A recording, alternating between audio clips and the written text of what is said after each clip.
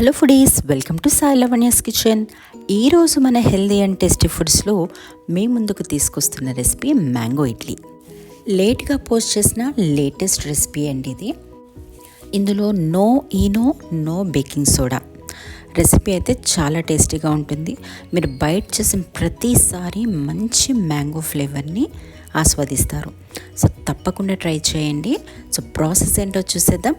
అలా మన కిచెన్లోకి వెళ్ళి ముందుగా ఒక బౌల్ తీసుకుని అందులో 1 కప్పు బియ్యం రవ్వ, గుర్తుపెట్టుకోండి, బియ్యం రవ్వని వేసుకొని కొద్దిగా వాటర్ మిక్స్ చేసుకోవాలి. ఎక్కువ వేసుకోవద్దండి, కొద్దిగా మిక్స్ చేసుకుని మీరు చేత్తో కలిపితే అది కొంచెం మనకి పొడి పొడిగా ఉండాలన్నమాట. మరీ ముద్దగా తడిపేసుకోవద్దు. చూడండి, నేను చూపిస్తాను. ఈ విధంగా ఒకవేళ అవసరమైతే కొంచెం వాటర్ మిక్స్ చేసుకొని ఇట్లా పొడిగా ఉండేట్టుగా చేసుకొని చక్కగా దాన్ని ఈక్వల్గా చేసుకొని ఒక సైడ్కి పెట్టేసుకోండి. దీన్ని ఒక హాఫ్ అన్ అవర్ పాటు మ్యారినేట్ చేసుకోవాలి. సో ఇప్పుడు మ్యాంగోస్ తీసుకుని దాన్ని చక్కగా దానిలో ఉన్న గుజ్జునంతా కూడా ఒక ప్లేట్లోకి తీసి పెట్టుకోవాలి.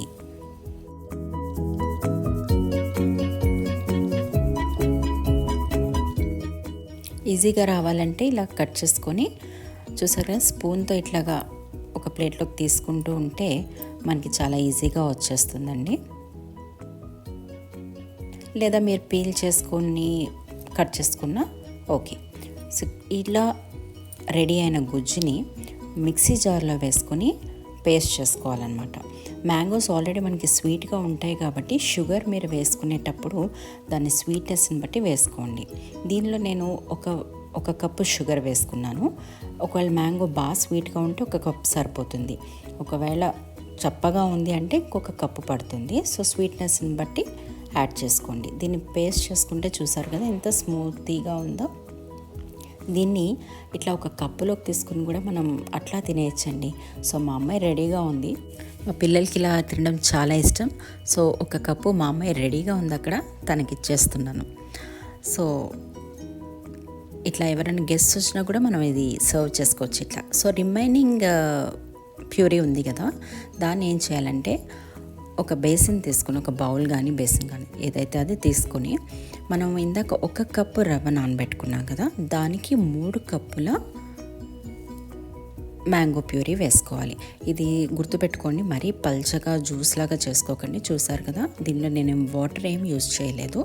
ఇట్లా grind as it is grind చేసుకుంటే మనకి ఈ కన్సిస్టెన్సీ వస్తుంది. ఈ కన్సిస్టెన్సీలో 3 కప్పుల గుజ్జుని వేసుకోవాలన్నమాట.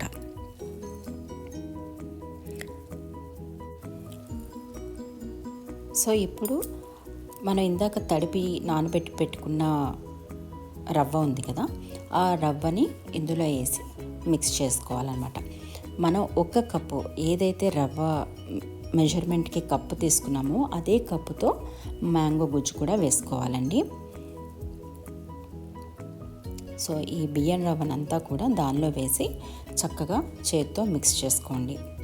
స్పూన్ యూస్ చేసే కంటే మన చేత్తో మిక్స్ చేస్తే చాలా బాగా ఫ్లఫీగా వస్తాయి. ఎందుకంటే మనం బాగా కలుపుతాం కాబట్టి దాన్ని బాగా వస్తుంది. దీనిలో మీరు ఈనో కానీ సోడా కానీ ఏమీ యూజ్ చేయక్కర్లేదు. ఎందుకంటే ఆల్రెడీ మనం హాఫ్ అన్ అవర్ బియ్యం రవ్వని నానబెట్టి ఉంచాం కాబట్టి అది సరిపోతుంది.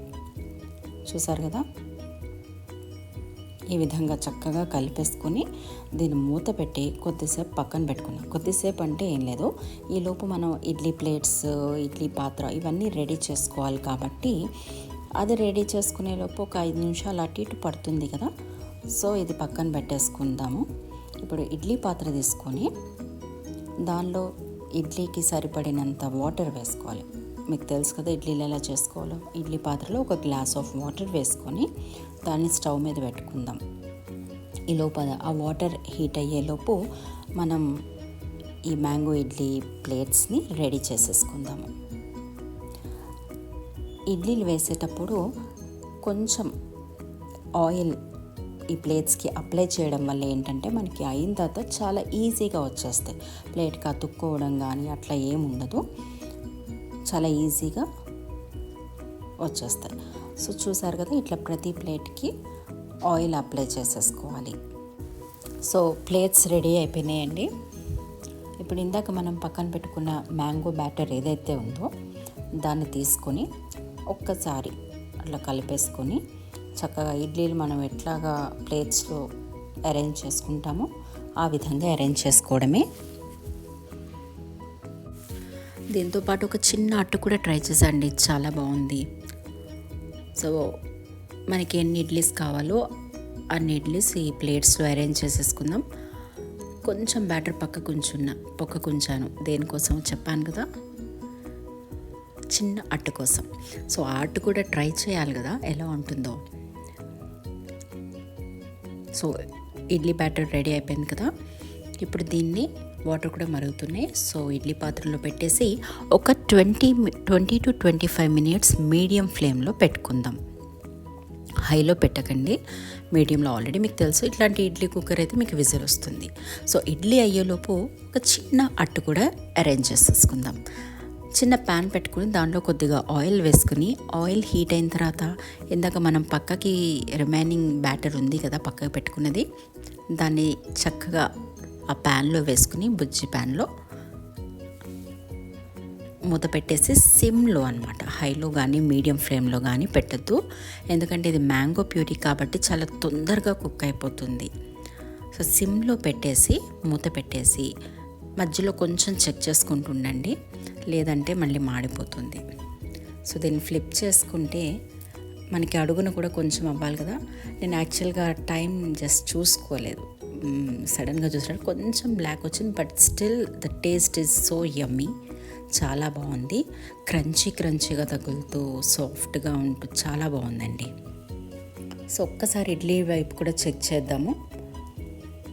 రైట్, బాగా అయింది. ఒక్కసారి టచ్ చేసి చూస్తే చేతికి ఏం అతుక్కోవట్లేదు, రెడీ అయిపోయినట్టే. సో పక్కకు దించేసుకొని కొద్దిసేపు చల్లారనిద్దాం. సో ఒక 5 to 10 మినిట్స్ వదిలేసిన తర్వాత దీన్ని ఇప్పుడు మనం ఒక ప్లేట్లోకి అరేంజ్ చేసేసుకుందాము. చూడండి చాలా బాగా అయినాయి, కలర్కి కలర్, సాఫ్ట్నెస్కి సాఫ్ట్నెస్. చూసారు, మనం ఆయిల్ అప్లై చేసుకున్నాం కదా, అందుకని ప్లేట్స్కి ఎక్కడా కూడా మనకి అంటుకోలేదు, చాలా ఈజీగా వచ్చేస్తున్నాయి. సో ఇడ్లీలు రెడీ అయిపోయినాయి. సో దీన్ని ఒక సర్వింగ్ ప్లేట్లోకి వేసేసుకుందామండి. సో చాలా బాగుందండి, చాలా ఈజీ ప్రాసెస్ కూడా చెప్పాలంటే. మీకు ఏమి అంత టైం ఎక్కువ ఏం పట్టదు, పిల్లలకు కూడా చాలా ఇష్టంగా తింటారు. ఎట్లా అంటే ఇరుపుతుంటే చాలా సాఫ్ట్గా ఉంది. అలానే మనం బియ్యం రవ్వ వేసాం కదండి, అందుకని సేమ్ మనకి ఇడ్లీ ఎట్లా ఉంటుంది అలానే గట్టిగా కాదు, సాఫ్ట్గా అనమాట. చూసారు కదా, కొంచెం మనకి చాలా బాగుంది, చెప్పడానికి మాటలు చాలా అనుకోవాలి. టేస్ట్ అయితే సూపర్ యమ్మీ, తప్పకుండా ట్రై చేయండి. అలానే ఇందాక మనం అట్టు వేసుకున్నాం కదా, ఈ అట్టు కూడా చాలా బాగుందండి. దేనికి అది టేస్ట్ డిఫరెంట్. అట్టు చాలా క్రంచీగా తగులుతూ అట్టు టేస్ట్ డిఫరెంట్ ఉంది, అలానే ఇడ్లీ టేస్ట్ డిఫరెంట్ ఉంది. సేమ్ బ్యాటర్ అయినా the taste is different. So మీరు అట్టు కావాల్సితే అట్టు కింద వేసుకోవచ్చు, లేదా ఇడ్లీలు చేసుకోవచ్చు. చాలా బాగుందండి, పిల్లలు పెద్దలు అందరూ తప్పకుండా ట్రై చేయండి, చాలా ఇష్టపడతారనమాట. ఈ రెసిపీ మీకు తప్పకుండా నచ్చుతుందని ఆశిస్తున్నాను. ఈ రెసిపీ మీకు నచ్చినట్టయితే please like, share and subscribe my channel. Thank you for watching.